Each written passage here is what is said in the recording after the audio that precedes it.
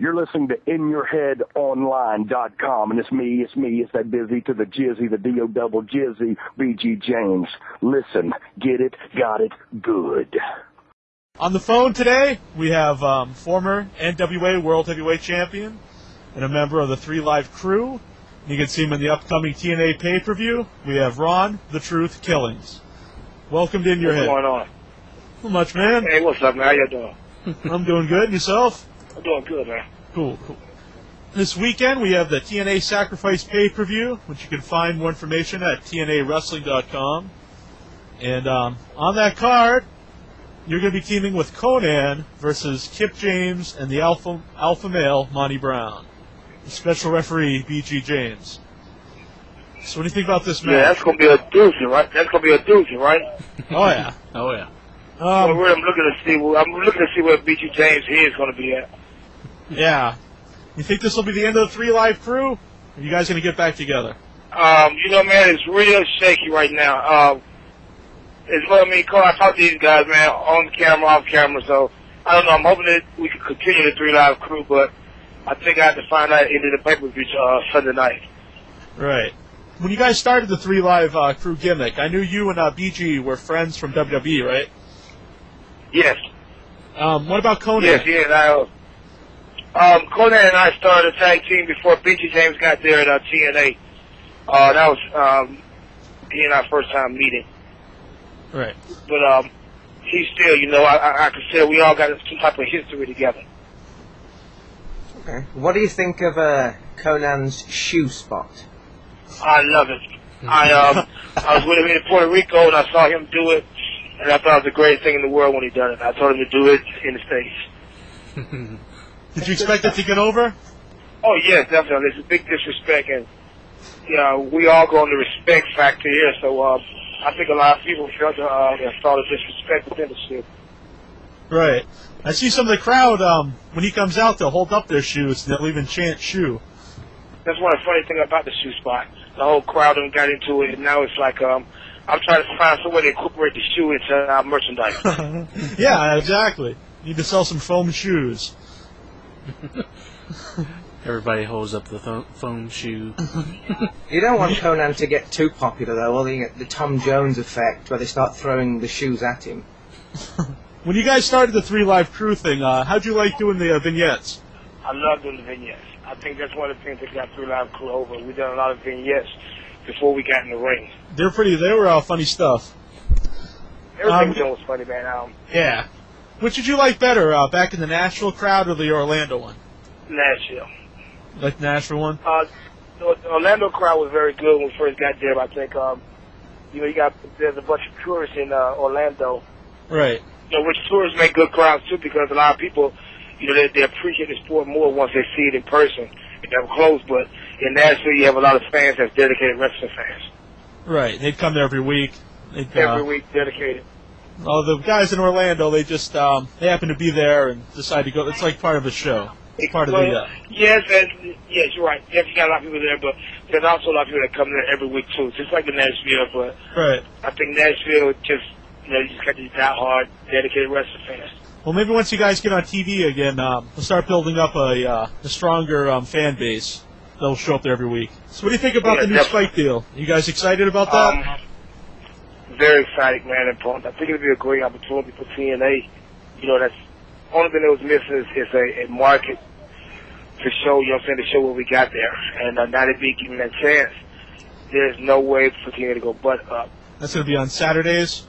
Saturday's live taping. I think we do a taping on Sunday.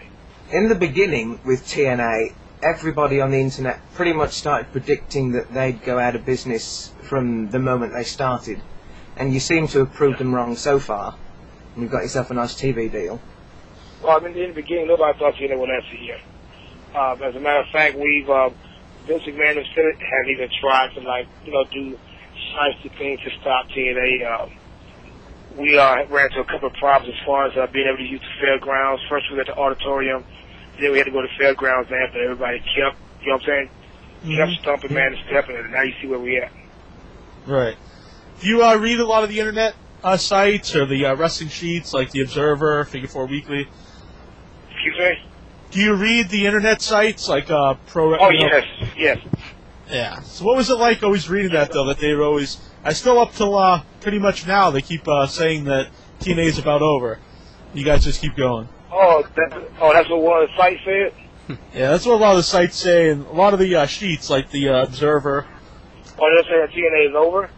No, they've always been saying that since it started, that it was about over. Oh, well, they can kiss our ass now. You guys going to do any more songs? The 3 Live Crew songs? 3 Live? Okay, I understand what you asked me. Oh, do you have any plans of doing any more songs with the 3 Live Crew? Oh, yeah, ring music, yes, definitely. We also talked about doing some out-of-wrestling music as well. How did you get along with Vince Russo when you guys started? I like Vince Russo. I love Vince Russo. I think he's one of the smartest men in the business. Smartest writers. Yeah. You think they should have kept him around in TNA? Do you think they were better off with Vince Russo? I wouldn't say we should have kept him around. I think he'd be a great asset to have now. Right. Yeah. Vince, he kind of left a lot on his own. I think he wanted to. But if he wants to be here, I think he'd be here. I think it'd be a good asset for us to have him. Yeah. Was he behind the change from K-Crush to The Truth? Yes, sir. He was behind that, Jerry, Jared, and Jeff as well. Okay, because that's really when you started to develop a character and the fans started to get behind you. Yes, and I was grateful for that time. I didn't understand why, but I went with it. I mean, the name change was great for me. Mm-hmm. Yeah. Were the guys in TNA surprised just at how charismatic you were on the mic, since you didn't get a lot of time to talk in the WWE? Yes. Some of the guys were, but guys that, like AJ Styles and guys that I, before television, I used to work with, a lot of people knew that I could talk on the mic, but guys like Road Dogg and Ace Parker guys seeing me being able to get used like that, they were shocked, and they think I should have a lot more mic time. Were you a fan of wrestling growing up before you got into it? Sort of, kind of. I was a fan until my teenage years. I think after my teenage years, I kind of like faded out. What wrestling did you watch growing up? Oh, I was a big mark for the Road Warriors. Ah, cool. Road Warriors, Ric Flair, Magnum TA, all those guys. So like NWA? Yes. Yeah. So it must have been a big thing for you to win the NWA title, since that was the promotion you watched. I think that was a great honor, man. Big privilege. That was the number one opportunity in my life, man, that I took advantage of. Right. I mean, you can even barely express how much, it's going to be Ken Shamrock for one, for two to be the first Afro-American even hold the belt. Would you like to get back into the title hunt? Would you like to stick with tag teams? Well, I'm Suntan Superman. It doesn't matter, really. I'll do the title hunt. I'll do the tag thing. It doesn't matter. Right. Well, I think once you guys get on TV, you need to have more mic time again. More tag time? I'm hoping so. Microphone time. Oh, more mic time? Yeah. Mm-hmm. Yeah, it's been talk about them giving me a lot of mic time once we get the Spike deal. Well, we already got it, but once we're on TV, and I've probably seen a lot of truth on that. Yeah. That was one of the highlights of the weekly shows were some of your promos, I thought. Oh, thank you, man. That was good stuff. Who used to do your shirts? You used to wear the airbrushed T-shirts. I'm glad you said that. That was an idea of mine, man. A guy in Charlotte, he does airbrushing. He would get my magazine pictures and just airbrush me different shirts. His name is Kilo. He lives in Charlotte, North Carolina. Cool. Think about wearing those again sometime? You know what? I brought one back from Charlotte this weekend. And, I'm very well thinking about taking my character back to the airbrush team again. Cool. Maybe we'll see that at the pay-per-view. Yes, definitely. When they first came to you about changing the name to Ron the Truth Killings, were you all right with it? Yes, I was definitely all right with it. It was explained to me and brought to my attention that nobody can copyright your birth-given name, and Ron Killings is my real name. Oh, okay. So you just throw the truth in there, and it adds up. I like it. Cool. I was sold real quick on that. I remember those when you wrestled for XPW, they were calling you K. Malik Shabazz. What was up with that? Man, I hated that shit. Excuse my French. I hated that thing.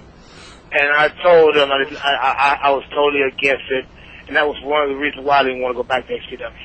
So you didn't like working for Rob Black? And it was all, well, it was, I mean, I had no problem working for Rob Black other than Rob Black paid me late. I didn't like that, late at night. But, other than that, man, it was just a problem with the name thing, and I later realized, you know, everybody wants to give you a name that they can say they gave you for currency reasons, just for getting money off of it, you know? Right. Like when you went to WWE, they changed it to K Quick. Yes. And that was for Vince to own. When, you know, people know, they know you by the names you get you bear. I mean, would you rather have me as formerly known as K Quick that people have seen me for my career come up in, or just throw me out there like K Malik Shabazz shit, you know? I remember I watched some of those shows, and they would like the commentators would like pronounce it differently every time. Every time I couldn't even pronounce the name.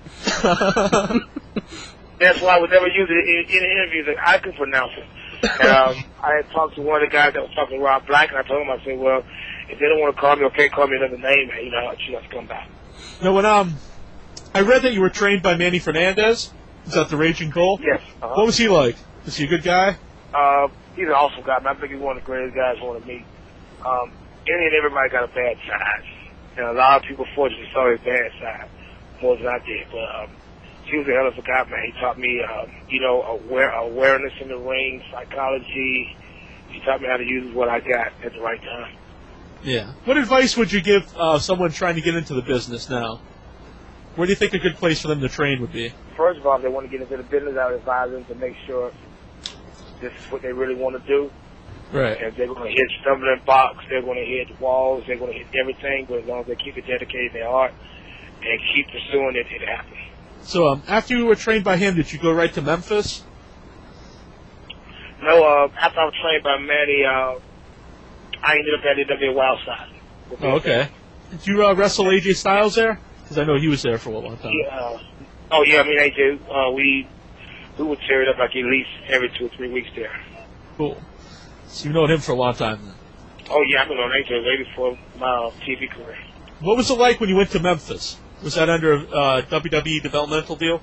Yes. It was, actually, man, it was just an eye-opener of everything I went through and everything I, you know, gave blood, sweat, and tears for was actually coming to the light now. Now I can see it. So it was just another experience for me that I needed to go through, and I learned a lot going to Memphis. I learned, as a matter of fact, I think I learned the ass end of my learning experience that I need to sum up in Memphis. I learned a whole new aspect and way of handling life and the celebrity thing, and it all summed up in Memphis. Yeah. Who were some of the trainers in Memphis at the time? Or some of the guys you learned stuff we had Jim Neidhart was there, Steve Regal, Percy Smothers. I think that was about it. They were sending more people down, but I stayed there. I think it was like a little over a year, and that's when I went to TV. So when you went to WWE, did you get a lot of ribbing from the veterans that were there?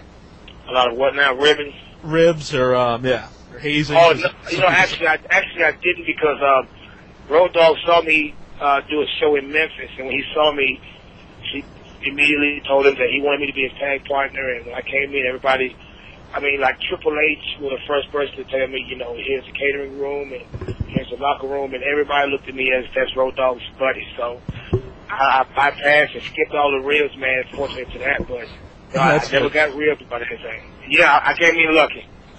Did you show respect to everybody? That might have helped as well, I guess. Oh, yeah, definitely. I always show respect. Always. Yeah.